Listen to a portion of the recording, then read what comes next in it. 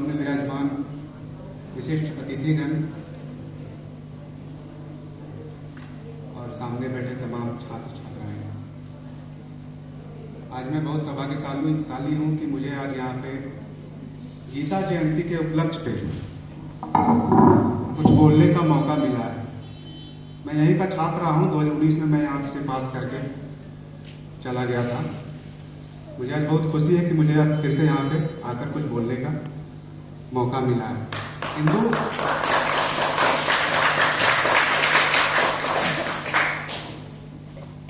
हिंदू धर्म ग्रंथ को अगर हम देखें तो मुख्यतः 3 ग्रंथ हमारे पास हैं, वो रामायण, महाभारत और गीता। रामायण हमें बताता है कि हमें क्या करना चाहिए, महाभारत हमें बताता है कि हमें क्या नहीं करना चाहिए, और गीता हमें बताता है कि हमें कैसा जीना चाहिए।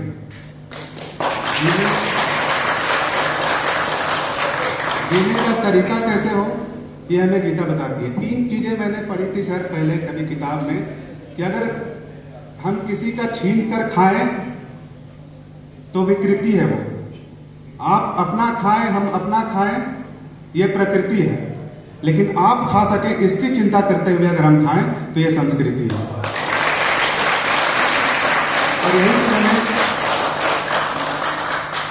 और यही चीज हमें गीता सिखाती है। शंकराचार्य से लेकर विनोबा भावे तक विभिन्न विचारकों का मानना है कि गीता जैसा ग्रंथ पूरी दुनिया में नहीं है। इसीलिए एक किताब में महात्मा गांधी का एक स्टेटमेंट था कि जब भी मैं अपने जीवन में कभी उलझनों में पड़ता हूं तो मैं गीता पलट के देख लेता हूं, मुझे उस उलझनों से छुटकारा मिल जाता है। और यही कारण है कि अगर 1893 में स्वामी विवेकानंद शिकागो में स्पीच देने गए थे तो वहां पे भी गीता पे उन्होंने, वहां पे उनका जिक्र था और योग पे भी जिक्र था। वहां पे शायद एक वाकया घटी थी, सारे धर्म ग्रंथ वहां पे रखे हुए थे, नीचे गीता थी, ऊपर बाइबिल था, ऊपर और ग्रंथ रखे थे। तो वहां पे किसी ने उन्हें बोला कि सर आप गीता के बारे में अगर बता रहे तो गीता की हालत देखिए, आप नीचे है सबसे। तो उन्होंने कहा कि अगर हम हटा दें तो सारे धर्म ग्रंथ भरभरा के गिर जाएंगे। तो गीता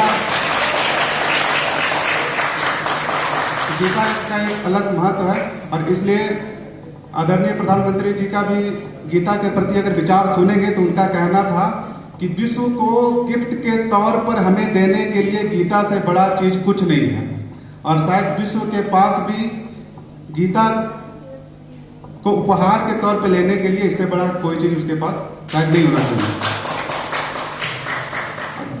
बात रही योग की, तो योग कुल मिला के हमारे अंदर की चेतना और ब्रह्मांड की चेतना के बीच के योग को, बीच के जुड़ने की परंपरा को योग कहा जाता है। खुद के चेतना और ब्रह्मांड की चेतना जब एक साथ जुड़ती है, क्योंकि कुछ भी मुकाम अगर हम हासिल करना चाहें, कुछ भी चीज हम अगर करना चाहें तो 3 चीज का मजबूती होना बहुत जरूरी है। उसमें एक दिमाग का मजबूती होना चाहिए, एक शरीर का मजबूती होना चाहिए, और एक मन का मजबूती होना चाहिए।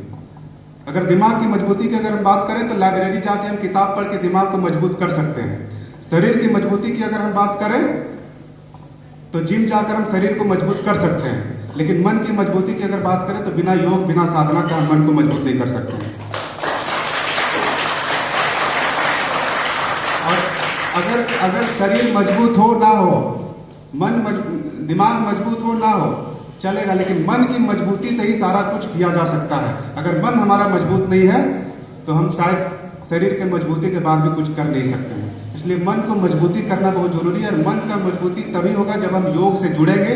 और योग से जुड़ने की अंतिम परंपरा, जैसे सर ने बताया कि साधना, वहां तक पहुंचने पर मन की मजबूती हमें मिलती है।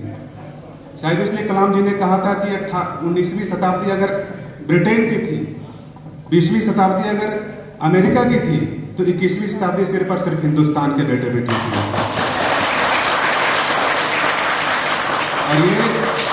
और ये तभी संभव है जब हम अपने मन की मजबूती को सही तरीके से मजबूत करें।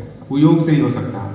1/125 करोड़ हिंदुस्तान आप है, 1/125 करोड़ हिंदुस्तान हम हैं। आप अपने हिस्से का काम करना शुरू करिए, हम अपने हिस्से का काम करना शुरू करें, हिंदुस्तान का हिंदुस्तान बनना शुरू हो जाएगा। मैं ज़्यादा कुछ ना बोलते हुए, समय की अपनी सीमा है। एक सर ने कहा तो एक कविता मैं सर कुछ पहले लिखा हूँ, तो वो सुनाता हूँ, आपको सही लगे तो आप साथ दीजिए। मैंने कुछ दिन पहले ही लिखा था सर कि चल कुछ दिन और जी कर देखते हैं। कविता का शीर्षक है मेरा कि चल कुछ दिन और जी कर देखते हैं। वो 1 रुपया बचपन का, वो 1 रुपया बचपन का, और बस अपने मन का। दुनिया की सारी दौलत जैसे हो मुट्ठी में, दुनिया की सारी जायदाद हमारी होती थी। हर दिन दिवाली रहती, हर दिन ईद होती थी, एक सिक्के मिल जाए बस इसी की जीत होती थी। आवारापन था जिंदगी, समय ही समय होता था, कल क्या होना है आज ही तय होता था। गन्ने का रस, चीनी का शरबत, ना किसी का डर ना किसी की दहशत। अब तो ना गन्ना है ना चीनी है ना गुड़, बस ठंडे के नाम पर जहर परोसा जा रहा है। मन तो नहीं करता पर पी कर देखते हैं, चल कुछ दिन और जी कर देखते हैं। चल कुछ दिन और जी कर देखते हैं। इसका अगला बंद है सर कि हाँ माना कि चारों तरफ अंधेरा है निराशा है, कि हाँ माना कि चारों तरफ अंधेरा है निराशा है, पर इसी में जिंदगी है, इसी में आशा है। चारों तरफ चिंताएं हैं, तनाव ही तनाव है, रास्ते दिखती नहीं बस भटकाव ही भटकाव है। इकट्ठा करनी है चिंगारी, बस इसी की तलाश है। किस्मत कहीं और हो पर मेहनत हमारे पास है।